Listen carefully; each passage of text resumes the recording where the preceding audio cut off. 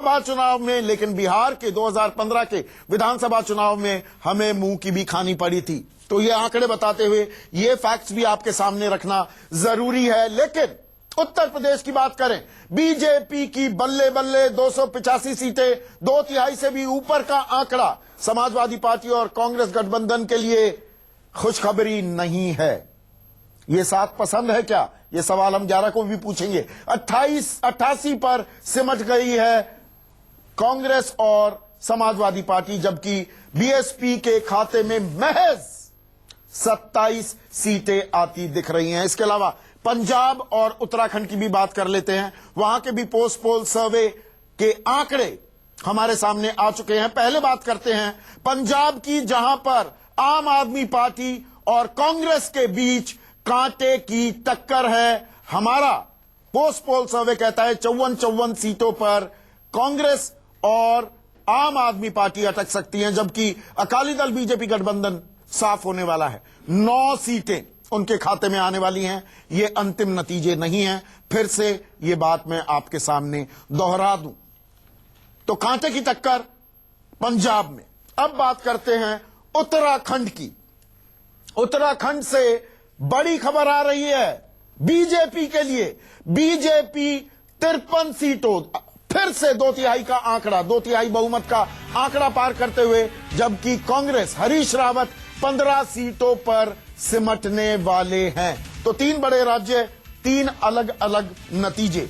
मेरे साथ स्टूडियो में संतोष भारतीय वरिष्ठ पत्रकार है, मेरे साथ कांग्रेस के वरिष्ठ नेता प्रदीप जैन, यूपीए सरकार में मंत्री रह चुके हैं, विनोद अग्निहोत्री वरिष्ठ पत्रकार मेरे साथ हैं, और मेरे सहयोगी हमारे एडिटर इनपुट सुकेश रंजन, ये सब स्टूडियो में मौजूद हैं। इसके अलावा बीजेपी के राष्ट्रीय प्रवक्ता शाहनवाज हुसैन मेरे साथ दिल्ली से जुड़ चुके हैं, जबकि अबू आजमी वरिष्ठ नेता हैं समाजवादी पार्टी के, वो भी मेरे साथ जुड़े हुए हैं। अब ये जो आंकड़े सामने आए हैं, एक बड़ा फैक्टर, ये ऐसा बहुमत, और अगर ये नतीजों में तब्दील हो जाता है, फिर से ये बात दोहरा रहा हूं शाहनवाज भाई, 285 का आंकड़ा कैसे हासिल किया? देखिए, उत्तर प्रदेश की जनता के विश्वास पर, प्रधानमंत्री नरेंद्र मोदी जी के नेतृत्व पर, अमित शाह जी की मेहनत से और कार्यकर्ता, हमारी यात्रा चली, 17,000 किलोमीटर चले हम लोग, हजारों सभा की, हम गांव-गांव पहुंचे, हमने लोगों को जगाया, और उत्तर प्रदेश की सरकार में जिस तरह जुल्म ज्यादती, जिस तरह पार्कों पर कब्जा, जिस तरह वहां पर गुंडागर्दी हो रही थी, भ्रष्टाचार हो रहा था, उसके खिलाफ लोग लामबंद हुए। भारतीय जनता पार्टी ने सघन अभियान चलाया। हमारे पास एक करिश्माई नेता नरेंद्र मोदी जी हैं। कोई ध्रुवीकरण की कोशिश नहीं, हमने भ्रष्टाचार और अपराध के खिलाफ ध्रुवीकरण किया। हमने पूरे उत्तर प्रदेश के लोगों के अंदर ये विश्वास पैदा किया कि बीजेपी भ्रष्टाचार और अपराध के गठबंधन से मुक्ति दिला सकती है। हिंदू मुस्लिम नहीं हुआ, कोई हिंदू मुस्लिम गए थे। देखिए, हमने शहनवाज भाई गए ना, हम तो कई जगह गए जी, कई जगह गए, मैं कई जगह गया मैं प्रचार में। इलाहाबाद गया, बनारस गया, चंदौली गया, सिकंदरपुर गया। आप कहाँ गए थे? आप? मैं तो स्टार प्रचारक की सूचे, हाँ। मैं लिस्ट में था। इनको लिस्ट दिखा दीजिए, उनको लग रहा होगा कि शायद मैं लिस्ट में नहीं हूँ जी। तो इसलिए मैं कह सकता हूँ कि आज बीजेपी ने पूरा, हमारे बूथ के कार्यकर्ता से लेकर प्रधानमंत्री तक ने कार्यकर्ता की तरह मेहनत की। हिंदू मुस्लिम नहीं हुआ, कहा जा रहा था कि कोशिश नहीं हुई। मैं समाजवादी पार्टी, कांग्रेस सबका अलग अलग विश्लेषण करूंगा, लेकिन पहले हम बीजेपी की हिंदू मुस्लिम चश्मे से इस आंकड़े की बात कर रहे हैं। सुकेश रंजन, चश्मे से देखते हैं ये आंकड़ा कैसे आया? अगर ये अंतिम नतीजे तो नहीं है, लेकिन हम इन आंकड़ों का विश्लेषण कर रहे हैं। सबसे बड़ा फैक्टर क्या हुआ? ये वो बीजेपी है जो 2007 में 52 सीटें, 2012 में 47 पर सिमट गई थी, 285 का आंकड़ा। देखिए, नरेंद्र मोदी का करिश्माई व्यक्तित्व है, इसमें कोई डाउट नहीं है। उन्होंने बहुत प्रचार किया। इस फिगर के पक्ष में जो तर्क दिए जा सकते हैं वो ये कि नरेंद्र मोदी का जलवा बरकरार है। ओबीसी करण की कोशिश सफल हुई, बिल्कुल कोशिश सफल हुई। इसमें नोटबंदी का रेफरेंडम, हमारे इंटरव्यू में भी कहा था अमित शाह ने कि इसको नोटबंदी के रेफरेंडम के तौर पे भी लीजिए, अगर कोई लेना चाहता तो हमें गुरेज नहीं है, हम इसको लेंगे। तो अमीर और गरीब की लड़ाई बनाकर कि गरीब के साथ नरेंद्र मोदी खड़ा है, अगर इसके पक्ष में ये तर्क दिया जाए तो गलत नहीं होगा। तो मतलब नोटबंदी को लेकर जो त्राहीमाम मचा रहे हैं 285 वो चीज धता बता दी ये है बिल्कुल क्या? ये आंकड़े ये कह रहे हैं 285 सीटें तो सारी चीजों को धता बता रही है। उसमें ये भी बताया जा रहा है 285 और जो सामदाम दंड भेद किया बीजेपी ने, लगभग 75 उम्मीदवार, वो कहीं की ईंट कहीं का रोड़ा, बीजेपी ने कुनबा जोड़ा। बीएसपी के पुराने विधायक, वर्तमान विधायक, समाजवादी पार्टी के पुराने विधायक, वर्तमान ये विधायक। पुराना स्टाइल ऑफ पॉलिटिक्स जो था बीजेपी का, वो उससे डिपार्चर हो चुका है। वो चुनाव लड़ते हैं जीतने के लिए। नरेंद्र मोदी ने बहुत प्रचार किया बिहार में, भेद। फिर उत्तर प्रदेश में भी किया, जबकि लोग कह रहे थे कि इस बार वो रिफ्रेन करेंगे, बचेंगे। तो वो साम दाम दंड भेद तो उन्होंने लगाया है। लेकिन आप जिस बात पे चर्चा कर रहे हैं और पूरा देश ही जानना चाहता है कि अगर ऐसी सीटें हैं, ऐसी सीटें आ रही हैं तो कैसे आ रही है, तो उसमें ध्रुवीकरण का एक बड़ा फैक्टर है। जो प्रधानमंत्री ने कहा था, अपनी बात पूरी कर लूं, लेकिन उसके विपक्ष में जो तर्क दिए जा सकते हैं कि ग्राउंड पे वो लहर दिखनी चाहिए। क्या वो लहर थी? आप एविडेंट तरीके से नहीं कह सकते हैं कि 285 लहर नदारत थी। हाँ बिल्कुल, लहर नदारत थी। वो उस तरीके का लहर नहीं था। आप बात करते तो बीजेपी का नाम लोग लेते, लेकिन 285 सीटें जीत जाएगी ये अंदर खाने अगर कहा जाए, ये बीजेपी का भी आंकड़ा अपना 285 का नहीं था। दूसरा, प्रधानमंत्री अगर अपने क्षेत्र में 3 दिन तक डटा रहना पड़े तो वो बताता है कि 285 तो वो बिल्कुल मानकर नहीं चल रहे थे। उसके वो आइसिंग ऑन द केक करने गए हो, मुझे लगता नहीं। नर्वसनेस क्यों माना जाए? इस प्रधानमंत्री के बारे में कोई चीज आप बहुत खम तो कर कॉन्फिडेंटली नहीं कह सकते हैं। उनकी स्टाइल ऑफ पॉलिटिक्स दूसरी होती है। लेकिन जो व्यक्ति 2014 में अपने चुनाव में एक दिन के लिए बनारस गया हो, वो 3 दिन तक बनारस में बैठकर बनारस को बिल्कुल अपने फिंगर टिप्स पे देख रहा हो, तो वो बताता है कि कहीं ना कहीं अंदर घबराहट रही होगी। ये अगर विपक्ष में छोटा मैं जवाब चाहूंगा। मैं अभी पहले हम बीजेपी की बात कर लें, छोटे में ही। हाँ। देखिए, अगर ये नतीजे आते हैं, हम तो उसी पे बात कर रहे हैं। बिल्कुल। इनको अगर तो मुझे लगता तो वो किस ओर इशारा कर रही है, क्या बातें उभरती है? पहली बात तो ये कि ऐसे नतीजे क्यों आएंगे इस पे, उसके बाद इशारा उसके फिर वो लगता है कि मुझे लगता है जो सोशल इंजीनियरिंग जो अमित शाह और बीजेपी ने की कि गैर यादव ओबीसी जो 40% करीब और गैर जाटो दलित, जिसे ओबीसी करण कहते हैं हम, गैर जाटो दलित भी, पासी, वाल्मीकि, खटेक, ये सारा जो धोबी, ये जो तबका है, उनको उन्होंने अपने साथ गोलबंद करने में कामयाबी पाई। और साथ में जो सवर्ण वोट उनका जनाधार है, बेसिक है, उसको भी बनाए रखने में उन्होंने अपने को मजबूती से रखा। तो कहीं ना कहीं ओबीसी करण और हिंदूकरण, मतलब हिंदुत्व दोनों, वो दोनों का पुट है अगर ये नतीजे आते हैं तो। संतोष भारतीय, इसमें संदीप जी मैं एक और तर्क देख रहा हूं, अगर ये नतीजे सही, लेकिन मैं क्षमा के साथ, क्योंकि मैं जो कह रहा हूं सिर्फ अभी जो आया इसको एनालाइज करने की कोशिश करता हूं। इसका मतलब ये है कि अपोजिशन के लीडर्स ने अपनी साख इतनी गिरा दी है कि मोदी की साख कम होते होते भी दोनों के बीच में काफी गैप है। एक दूसरा, मुसलमानों ने फिर इस पहली बार बड़ी संख्या में भारतीय जनता पार्टी को वोट दिया, नहीं तो 285 सीटों के बारे में तो हम सोच ही नहीं सकते।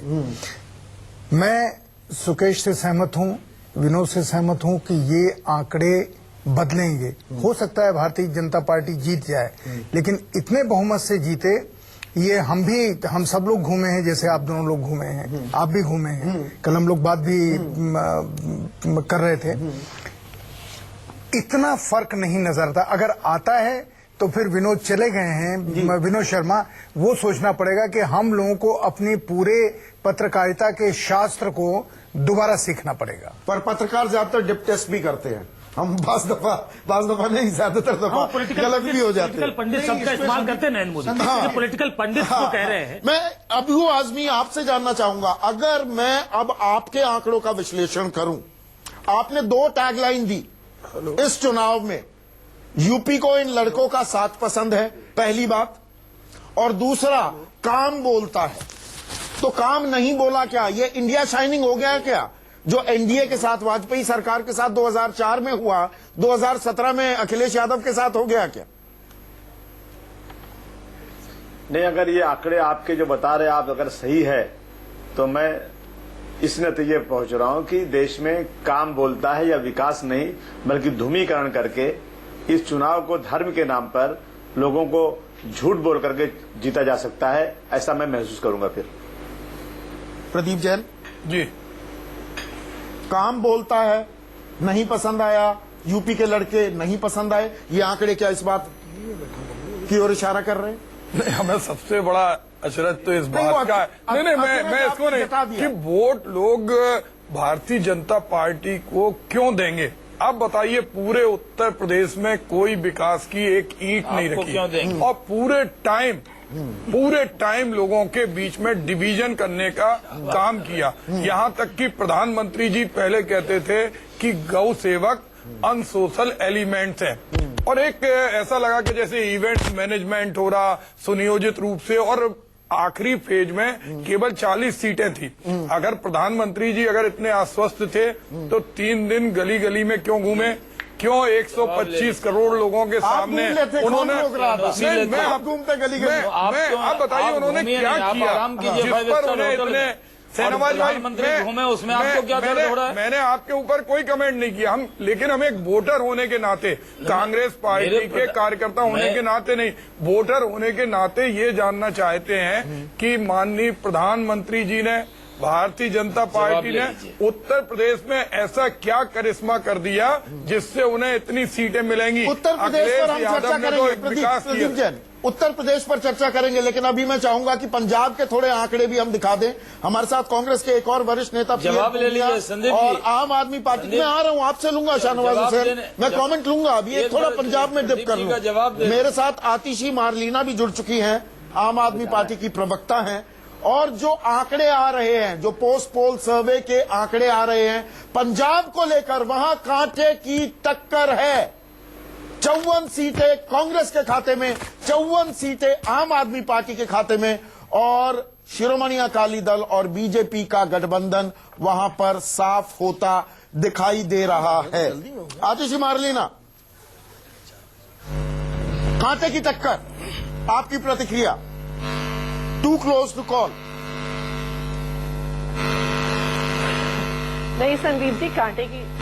नहीं संदीप जी, कांटे की टक्कर बिल्कुल भी नहीं है।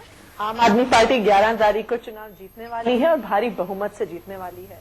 इसी तरह से सारे ओपिनियन पोल्स ने, एग्जिट पोल्स ने फरवरी 2015 में बीजेपी के साथ कांटे की टक्कर दिखाई थी, और दिल्ली में 67 आउट ऑफ 70 सीट्स आम आदमी पार्टी को मिली थी।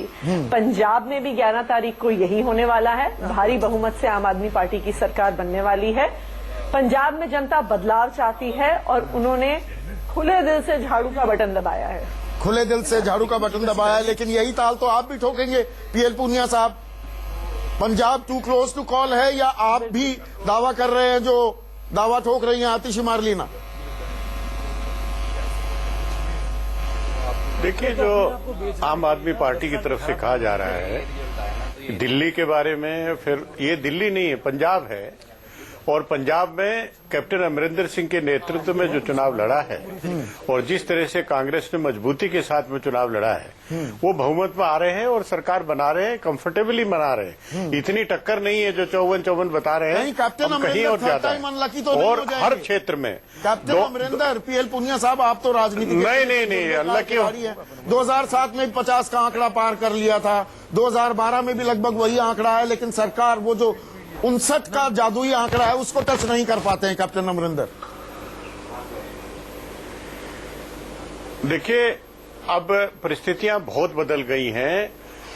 अकाली दल और भारतीय जनता पार्टी की जो मिलीजुली सरकार है उसका इतना स्ट्रांग एंटी इनकम्बेंसी है कि वो हर व्यक्ति की जबान के ऊपर है, वो देखना नहीं चाहते। और आपने सही कहा कि वो उनका सुपड़ा साफ होता नजर आ रहा है। और कांग्रेस पार्टी, एक कैप्टन अमरिंदर सिंह बहुत ही विश्वसनीय, बहुत ही मजबूत वहां के पंजाब के नेता हैं, और उनके नेतृत्व में जो चुनाव लड़ा गया, जनता, पंजाब की जनता उनके पीछे है और सरकार हमारी बन रही है, कोई सवाल ही नहीं है। आम आदमी पार्टी का एक दफा शुरू में प्रचार हुआ, काफी हुआ, लेकिन वो बुलबुला बहुत जल्दी फूट गया। और आज वो स्थिति नहीं है, आज परिस्थितियां पूरी तरह से बदल चुकी है कांग्रेस पार्टी के पक्ष में। आतिशी, मुझे एक चीज समझाइए, पंजाब को जो भी जानता है, पंजाब 3 इलाकों में डिवाइड हो जाता है, माझा, दोआबा और मालवा। मालवा में आप मजबूत हैं, इसको आपके धुर विरोधी भी इनकार नहीं करते। दोआबा में पैठ है, माझा में आप लगभग गायब हैं। तो ये 54 से ऊपर की जब आप ताल ठोकती हैं, किस बिना पर? क्या माझा में भी कुछ सीट जीत जाएंगी? और आपका मुख्यमंत्री पद का चेहरा कौन है, इस पर कंफ्यूजन ही नहीं, बहुतेरी बातें तो ये भी उठाई गई कि नहीं, अरविंद केजरीवाल दिल्ली का मुख्यमंत्री पद छोड़कर पंजाब चले जाएंगे। ये स्ट्रेंथ बना या वीकनेस बना इन आंकड़ों की नजर में?